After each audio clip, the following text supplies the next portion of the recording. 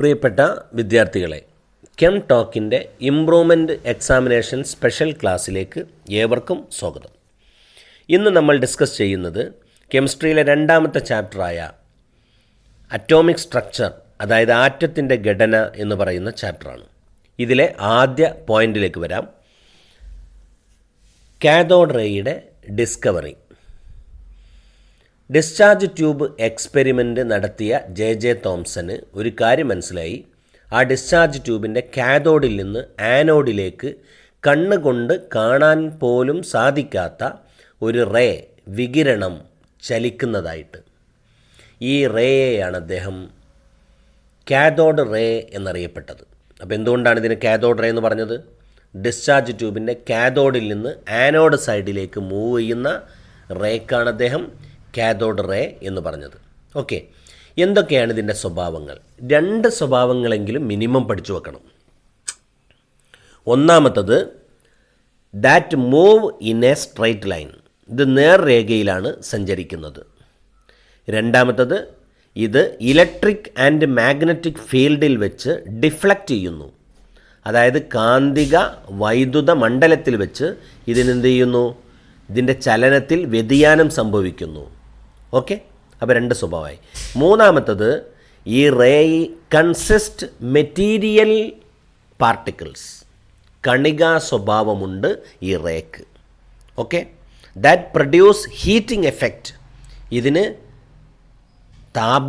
താപത്തിൻ്റെ താപം ഉണ്ടാക്കാൻ ഉള്ള കഴിവുണ്ട്. That produce fluorescence. ഇത് ഒരു ഫ്ലൂറസെൻ്റ് പദാർത്ഥത്തിൽ തട്ടിയാൽ എന്ത് ചെയ്യും? ഫ്ലൂറസെൻസ് പ്രൊഡ്യൂസ് ചെയ്യും. ഓക്കെ, ഈ ഒരു പോയിൻ്റ് മിനിമം നിങ്ങൾ പഠിച്ചു വെക്കുക. അതോടൊപ്പം മറ്റൊരു കാര്യം, കാഥോഡ് റേയുടെ ചാർജ് നെഗറ്റീവാണ്. ഈ നെഗറ്റീവ് ചാർജുള്ള കാഥോഡ് റേയെ നമ്മളിപ്പോൾ അറിയപ്പെടുന്നത് ഇലക്ട്രോൺ എന്നാണ്. അപ്പോൾ ഒരു കാര്യം ഉറപ്പായി, കാഥോഡ് റേ എന്ന് പറഞ്ഞ ഇലക്ട്രോണാണ്. ഇലക്ട്രോണിനെ കണ്ടുപിടിച്ചത് ജെ തോംസനാണ്. ഓക്കെ, രണ്ടാമത്തെ പോയിന്റിലേക്ക് നമുക്ക് വരാം. Discovery of anode ray. Goldstein എന്ന് പറയുന്ന scientist discharge tube experiment conduct ചെയ്തു. ആര്? ജെ തോംസൺ ചെയ്ത അതേ എക്സ്പെരിമെൻറ്റ് ഗോൾസ്റ്റീനും നടത്തിയപ്പോൾ അദ്ദേഹം ആ ഡിസ്ചാർജ് ട്യൂബ് എക്സ്പെരിമെൻറ്റിൽ ചെറിയൊരു ഭേദഗതി വരുത്തി. എന്താണെന്നറിയോ? ആ കാഥോഡിനെ അദ്ദേഹം പെർഫറേറ്റഡ് കാഥോഡാക്കി മാറ്റി. ചെറിയ ഹോൾസുകളുള്ള കാഥോഡാക്കി മാറ്റി. അപ്പോൾ എക്സ്പെരിമെൻറ്റ് കണ്ടക്ട് ചെയ്തപ്പോൾ അദ്ദേഹത്തിന് മറ്റൊരു കാര്യം മനസ്സിലായി.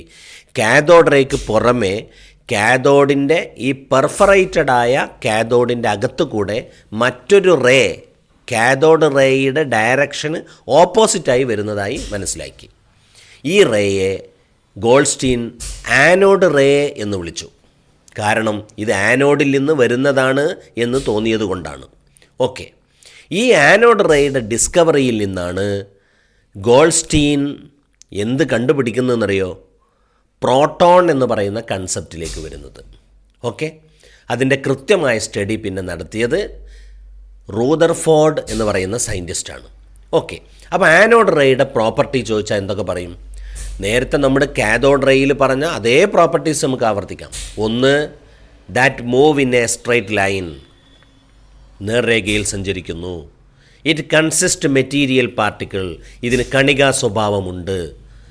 That deflect in magnetic and electric field. Electric and magnetic ഫീൽഡിൽ വെച്ച് ഇത് വ്യതിയാനം സംഭവിക്കുന്നു. അതിലെ മറ്റൊരു പ്രധാന കാര്യം, ആനോഡ് റേയുടെ ചാർജ് പോസിറ്റീവാണ്. റെഡി? മനസ്സിലായല്ലോ? അപ്പോൾ ആനോഡ് റേയും പഠിച്ചു, കാഥോഡ് റേയും പഠിച്ചു. ഇനി പ്രധാന വ്യത്യാസം, ആനോഡ് റേയും കാഥോഡ് റേയും തമ്മിൽ 2 വ്യത്യാസം ഞാൻ പറയാം. ഒരു വ്യത്യാസം, ആനോഡ് റേയുടെ ചാർജ് പോസിറ്റീവാണ്, കാഥോഡ് റേയുടെ ചാർജ് നെഗറ്റീവാണ്. മറ്റൊരു പ്രധാന വ്യത്യാസം, charge to mass ratio of cathode ray is independent of nature of gas. Okay, പദാർത്ഥങ്ങളുടെ സ്വഭാവത്തിനനുസരിച്ച് കാഥോഡ് റേയുടെ ചാർജ് ടു മാസ് റേഷ്യോ മാറില്ല. അതായത് E/M റേഷ്യോ കോൺസ്റ്റൻ്റ് ആയിരിക്കും കാഥോഡ് റേക്ക്. പക്ഷേ E/M റേഷ്യോ ആനോഡ് റേയുടേത് depend nature of gas taken in discharge tube. അതായത് ഡിസ്ചാർജ് ട്യൂബിൽ എടുത്തിരിക്കുന്ന ഗ്യാസിൻ്റെ സ്വഭാവത്തിനനുസരിച്ച് ആനോഡ് റേയുടെ ചാർജ് ടു മാസ് റേഷ്യോ വ്യത്യാസം വരും. ഓക്കെ, അപ്പോൾ ആനോഡ് റേയും കാഥോഡ് റേയും തമ്മിലുള്ള പ്രധാനപ്പെട്ട 2 വ്യത്യാസം പഠിച്ചില്ലേ? ഓക്കെ, അടുത്ത പോയിന്റിലേക്ക് വരാം. ആറ്റത്തിൻ്റെ സബാറ്റോമിക് പാർട്ടിക്കിളായ ഇലക്ട്രോൺ, പ്രോട്ടോൺ, ന്യൂട്രോൺ എന്നിവയുടെ ചാർജ്, മാസ്, അത് കണ്ടുപിടിച്ച സയൻറ്റിസ്റ്റ് എന്നിവ ഉൾപ്പെടുത്തിക്കൊണ്ടൊരു ടേബിൾ നമ്മൾ പഠിച്ചു വെക്കണം. കാര്യം എന്താണെന്ന് വെച്ചാൽ ആ ടേബിളിലെ ചില ഭാഗങ്ങൾ ഫില്ല് ചെയ്യാൻ ചോദിച്ചുകൊണ്ട് ക്വസ്റ്റ്യൻ വരാറുണ്ട്. അതുകൊണ്ട് ആ ടേബിളിലേക്ക് നിങ്ങൾ നോക്കുക, സ്ക്രീനിൽ നോക്കുക, ആ ടേബിൾ മനസ്സിലാക്കി വെക്കുക, ചാർജും മാസും കൃത്യമായി പഠിച്ചു വെക്കുക, അത് കണ്ടുപിടിച്ച സയൻറ്റിസ്റ്റിൻ്റെ പേരും മനസ്സിലാക്കി വെക്കുക. ഫിൽ ഇൻ ദി ബ്ലാങ്ക്സ് എന്ന് പറഞ്ഞിട്ട് ഈ ടേബിൾ നമുക്ക് പരീക്ഷയ്ക്ക് പ്രതീക്ഷിക്കാവുന്നതാണ്. ഓക്കെ, 4ാമത്തെ പോയിൻ്റ്, നമുക്കൊരു ആറ്റം മോഡൽ പഠിക്കാം. ഏതാണ് atom model? Thomson's atom model, plum pudding model, electron sea model എന്നൊക്കെ അറിയപ്പെടുന്ന തോംസൻ്റെ ആറ്റം മോഡലാണ് നമ്മൾ പഠിക്കാൻ പോണത്. തോംസൺ പറയാണ് ആറ്റം എന്ന് പറയുന്നത് ഒരു സ്ഫെറിക്കലായ ഗോളാകൃതിയായ ഒരു സൈസാണ് ആർക്കുള്ളത്? ആറ്റത്തിനുള്ളത്. ആ ഗോളാകൃതിയുടെ ചാർജ് പോസിറ്റീവാണ്. ആ ഗോളാകൃതിയായി നിൽക്കുന്ന ബോൾ പോലെ, പന്ത് പോലെ നിൽക്കുന്ന ആറ്റത്തിൻ്റെ സ്ട്രക്ചറിൽ, ആ ബോളിനുള്ളിൽ ഇലക്ട്രോണുകൾ ഇങ്ങനെ എംബഡഡ് ചെയ്തിരിക്കുന്നു, ഇലക്ട്രോണുകൾ ഇങ്ങനെ വെച്ചിരിക്കുന്നു. ഏതുപോലെ? കേക്കിന് മുകളിൽ നമ്മളൊക്കെ ചെറീസും മറ്റ് സാധനങ്ങളൊക്കെ വെക്കുന്നത് പോലെ അല്ലേ? മുന്തിരി അതുപോലെ ചെറീസൊക്കെ കേക്കിന് മുകളിൽ ഇങ്ങനെ ഫിറ്റ് ചെയ്തതുപോലെ ബോൾ ഷേപ്പ്ഡായ ആറ്റം എന്ന് പറയുന്ന, സ്ഫെറിക്കലായ ആറ്റം എന്ന് പറയുന്ന അതിന് മുകളിൽ ഇലക്ട്രോണുകൾ എങ്ങനെ എംബഡഡ് ചെയ്തിരിക്കുന്നു എന്നാര് പറഞ്ഞു? തോംസൺ പറഞ്ഞു. ഈ ആറ്റം മോഡലിനെ നമുക്കെന്ത് പറയാം? പ്ലം പുഡിംഗ് മോഡൽ, അല്ലെങ്കിൽ എന്തു പറയും? തോംസൺസ് ആറ്റം മോഡൽ എന്ന് പറയും. ഓക്കെ, എന്താണ് തോംസൺ ആറ്റം മോഡലിൻ്റെ മെറിറ്റ്, ഗുണം എന്താണ്? 1ാമത്തെ ഗുണം പറയാനുള്ളത്, അത് ആറ്റം എന്ന് പറയുന്നത് ഇലക്ട്രിക്കലി ന്യൂട്രലാണ് എന്ന് പറയാൻ തോംസന് പറ്റി. അതൊരു മെറിറ്റാണ്. എന്താണ് തോംസൺ മോഡലിൻ്റെ ഡീമെറിറ്റ്, ദോഷം? അതായത് ആറ്റത്തിൻ്റെ സ്ഥിരത തോംസന് വിശദീകരിക്കാൻ പറ്റിയില്ല. പഠിച്ചു നോക്കണേ, പ്രധാനപ്പെട്ട പോയിൻ്റാണ്. അടുത്ത പോയിന്റിലേക്ക് വരാം. റൂദർഫോർഡ് എന്ന് പറയുന്ന സയൻറ്റിസ്റ്റ് ഒരു എക്സ്പെരിമെൻ്റ് നടത്തി. ആൽഫ സ്കാറ്ററിംഗ് എക്സ്പെരിമെൻ്റ് എന്നാണ് ആ എക്സ്പെരിമെൻറ്റിൻ്റെ പേര്. അദ്ദേഹം വളരെ കനം കുറഞ്ഞ ഗോൾഡിൻ്റെ ഒരു ഷീറ്റിനകത്ത് കൂടെ high speed alpha particle pass ചെയ്തപ്പോൾ അദ്ദേഹത്തിന് കാണാൻ പറ്റിയ പ്രധാനപ്പെട്ട 3 ഒബ്സർവേഷൻസ് ഞാൻ പറയാം. അതിൽ 1ാമത്തെ ഒബ്സർവേഷൻ, പ്രധാനപ്പെട്ട 3 observations. 1, most of the alpha particle move through the foil without any deviation. കൂടുതൽ ആൽഫ പാർട്ടിക്കിളും ഒരു തടസ്സവുമില്ലാതെയാണ് കടന്നുപോയി. വളരെ കുറച്ച് ആൽഫ പാർട്ടിക്കിൾ വ്യതിയാനത്തോടു കൂടെ കടന്നുപോയി. Some of the alpha particle move with deviation. വളരെ കുറഞ്ഞ amount alpha particle bounce back, തിരിച്ചു പോന്നു. ഓക്കെ, ഈ 3 ഒബ്സർവേഷനാണ് ആൽഫ സ്കാറ്ററിംഗ് എക്സ്പെരിമെൻറ്റിൽ നിന്ന് റൂദർഫോർഡിന് മനസ്സിലായത്. പഠിച്ചു വെക്കണം, പരീക്ഷയ്ക്ക് ചോദിച്ചതൊരു കാര്യമാണ്. ഈ ഒബ്സർവേഷനിൽ നിന്ന് റൂദർഫോർഡിന് എന്താണ് മനസ്സിലായത്? നിങ്ങൾ സ്ക്രീനിലേക്ക് നോക്കുക, ആ ടേബിളിൽ കാണാം. Most of the part of atom is empty. ആറ്റത്തിൻ്റെ ഭൂരിഭാഗം സ്ഥലങ്ങളും കാലിയാണ് എന്ന കൺക്ലൂഷനിൽ റൂദർഫോർഡ് എത്തി. മറ്റൊരു പ്രധാനപ്പെട്ട കാര്യം, ആറ്റത്തിൻ്റെ സെൻറ്റർ ഭാഗത്ത് പോസിറ്റീവ് ചാർജുള്ള ഒരു ഭാഗമുണ്ട്, വളരെ ചെറിയൊരു ഭാഗമുണ്ട്. അതിൻ്റെ പേരാണ് ന്യൂക്ലിയസ് എന്ന് റൂദർഫോർഡിന് മനസ്സിലായി. 3ാമത്തെ കാര്യം, ഈ ന്യൂക്ലിയസിൻ്റെ സ്ഥലമെന്ന് പറയുന്നത് വളരെ ചെറുതാണ്. ഓക്കെ, ഈ 3 കൺക്ലൂഷനിലാണ് അദ്ദേഹത്തെ. 1, ആറ്റത്തിൻ്റെ ഭൂരിഭാഗം സ്ഥലവും കാലിയാണ്. ആറ്റത്തിൻ്റെ സെൻറ്റർ ഭാഗത്തൊരു ചെറിയ ഭാഗമുണ്ട്, അതിൻ്റെ പേര് ന്യൂക്ലിയസ് ആണ്. അതിൻ്റെ ചാർജ് പോസിറ്റീവാണ്. ഓക്കെ. വളരെ പ്രധാനമാണ്. സ്ക്രീനിലുള്ള ആ പോയിൻ്റ് മലയാളത്തിലോ ഇംഗ്ലീഷിലോ പഠിച്ചു വെക്കണം. ഒബ്സർവേഷനും അതിൽ നിന്ന് റൂദർഫോർഡിന് മനസ്സിലായ കൺക്ലൂഷനും very very important point. Okay, ഈ കൺക്ലൂഷനിൽ നിന്നാണ് റൂദർഫോർഡ് ആറ്റത്തിനൊരു മോഡൽ ഉണ്ടാക്കിയത്. ആ മോഡലിൻ്റെ പേരാണ് Rutherford's nuclear model of atom. Planetary model of atom എന്നും ഈ മോഡലിന് അറിയപ്പെടും. എന്താണ് റൂദർഫോർഡ് ആറ്റത്തെക്കുറിച്ച് പറഞ്ഞത്? വളരെ പ്രധാനമാണ്, പഠിച്ചു വെക്കണം. ഒന്ന്, atom consist a positively charged centre called nucleus. ആറ്റത്തിൽ പോസിറ്റീവ് ചാർജുള്ള ഒരു സെൻറ്റർ പാർട്ടുണ്ട്, ദാറ്റ് ഈസ് ന്യൂക്ലിയസ്. ഓക്കെ, രണ്ടാമത്തത്, ഈ ആറ്റത്തിൻ്റെ മൊത്തം സൈസുമായി പരിഗണിക്കുമ്പോൾ ന്യൂക്ലിയസിൻ്റെ സൈസ് വളരെ ചെറുതാണ്. മൂന്നാമത്തെ കാര്യം, ഈ ന്യൂക്ലിയസിന് ചുറ്റും ഇലക്ട്രോണുകൾ ഇങ്ങനെ റൗണ്ട് ചെയ്യുന്നു. ഏതുപോലെ? സൂര്യന് ചുറ്റും ഗ്രഹങ്ങൾ ചുറ്റുന്നത് പോലെ.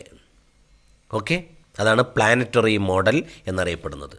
ഈ വാക്ക്, ഈ പോയിൻ്റ് പ്രത്യേകം പഠിച്ചു വെക്കണം. ഒന്ന്, ന്യൂക്ലിയസ് ഉണ്ട്, ന്യൂക്ലിയസിന് ചുറ്റും ഇലക്ട്രോണുകൾ റിവോൾവ് ചെയ്യുന്നു. ഓക്കെ, ഓക്കെ അല്ലേ?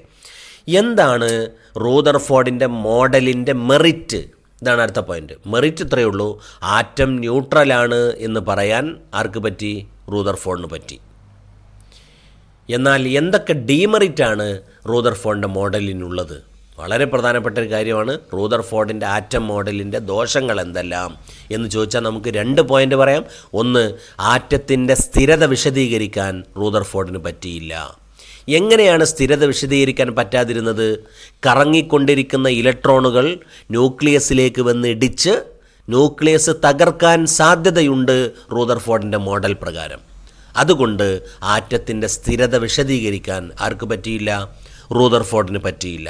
That is the demerit of Rutherford model. രണ്ടാമത്തെ റൂദർഫോർഡിൻ്റെ മോഡലിൻ്റെ രണ്ടാമത്തെ ഡീമെറിറ്റ്, ആറ്റത്തിൻ്റെ സ്പെക്ട്രം വിശദീകരിക്കാൻ ആർക്ക് പറ്റിയില്ല? റൂദർഫോർഡിന് പറ്റിയില്ല. അപ്പോൾ 2 ഡീമെറിറ്റായി. ഒന്ന്, ആറ്റത്തിൻ്റെ സ്ഥിരത വിശദീകരിക്കാൻ പറ്റിയില്ല. 2, ഹൈഡ്രജൻ സ്പെക്ട്രം തുടങ്ങി ആറ്റത്തിൻ്റെ സ്പെക്ട്രത്തെ വിശദീകരിക്കാൻ ആർക്ക് പറ്റിയില്ല? റൂദർഫോർഡിന് പറ്റിയില്ല. പഠിച്ചു നോക്കണം, പ്രധാനപ്പെട്ട പോയിൻ്റാണ്. അടുത്ത പോയിന്റിലേക്ക് വരാം. ഇപ്പോൾ ഹൈഡ്രജൻ സ്പെക്ട്രം റൂദർഫോർഡിന് വിശദീകരിക്കാൻ പറ്റിയില്ല എന്ന് നമ്മൾ പറഞ്ഞു. അങ്ങനെയാണെങ്കിൽ വാട്ട് ഈസ് ഹൈഡ്രജൻ സ്പെക്ട്രം? ഹൈഡ്രജനെ ഒരു ഡിസ്ചാർജ് ട്യൂബിൽ വെച്ച് ഹീറ്റ് ചെയ്താൽ, ആ ഹീറ്റ് ചെയ്യുമ്പോൾ അതിൽ നിന്ന് നമുക്കറിയാം, ഹീറ്റ് ചെയ്യുമ്പോൾ ആ ഹീറ്റിനെ ഹൈഡ്രജൻ എന്ന് പറയുന്ന ആറ്റം അബ്സോർബ് ചെയ്യും അല്ലേ? അബ്സോർബ് ചെയ്ത് കുറച്ച് കഴിഞ്ഞതിന് ശേഷം ഈ hydrogen gas, hydrogen atom absorb ചെയ്ത ഹീറ്റിലെ ചെറിയൊരു എമൗണ്ട് പുറത്തു വിടും. ഈ പുറത്തു വിടുന്ന എനർജിയെ ഒരു ഫോട്ടോഗ്രാഫിക് പ്ലേറ്റിൽ റെക്കോർഡ് ചെയ്യുകയാണെങ്കിൽ അതിൽ ഒരുപാട് റേഡിയേഷൻസിൻ്റെ പ്രസൻസ് കാണാൻ പറ്റും. ആ റേഡിയേഷൻസിനെയാണ് ഹൈഡ്രജൻ സ്പെക്ട്രം എന്ന് പറയുക.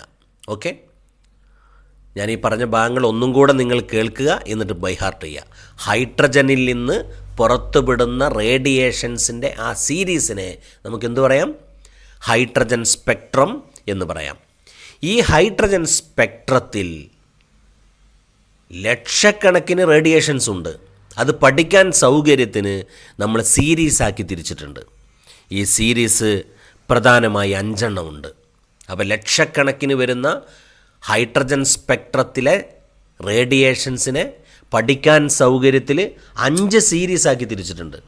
ആ 5 സീരീസ്, ഒന്നാമത്തെ സീരീസ് ലൈമൺ, രണ്ടാമത് ബാൾമർ, 3 പാസ്റ്റൺ, 4 ബ്രാക്കറ്റ്, 5 ഫണ്ട്.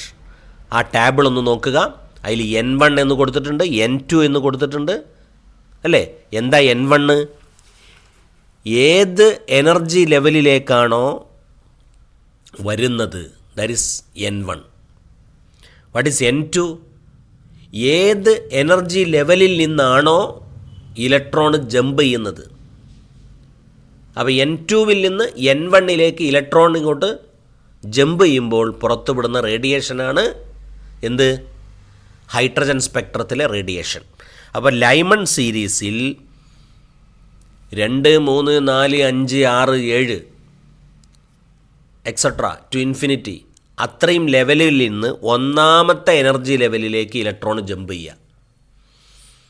ബാൾമർ സീരീസിലോ 2 മുകളിലുള്ള എനർജി ലെവലിൽ നിന്ന് ഇലക്ട്രോണുകൾ രണ്ടാമത്തെ ഷെല്ലിലേക്ക് ജമ്പ് ചെയ്താൽ വരുന്ന റേഡിയേഷൻസാണ് ബാൾമർ സീരീസിൽ വരിക. അപ്പോൾ പാസ്റ്റ് നിങ്ങൾക്ക് സ്വന്തമായിട്ട് പറയാം, 3ാമത്തെ ലെവലിലേക്ക് അതിൻ്റെ മുകളിലുള്ള എനർജി ലെവലിൽ നിന്ന് ഇലക്ട്രോൺ ജമ്പ് ചെയ്യുമ്പോൾ വരുന്നതാണ്.